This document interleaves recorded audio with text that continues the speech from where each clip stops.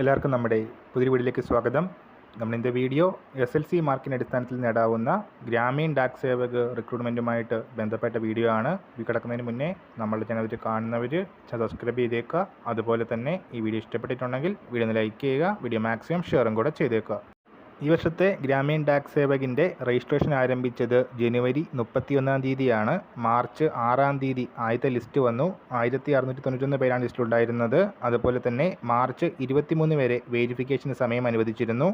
Selection ലഭിച്ചവർക്ക് SMS അല്ലെങ്കിൽ email മുഖാന്തരം intimation ലഭിക്കുന്നതാണെങ്കിലും apply ചെയ്ത സൈറ്റിൽ ഇന്ത്യ പോസ്റ്റ് GDS ഓൺലൈൻ്റെ വെബ്സൈറ്റിൽ ആദ്യത്തെ ലിസ്റ്റ് അവൈലബിൾ ആണ്. ഇപ്പോൾ രണ്ടാമത്തെ ലിസ്റ്റും പ്രസിദ്ധീകരിച്ചിരിക്കുകയാണ്.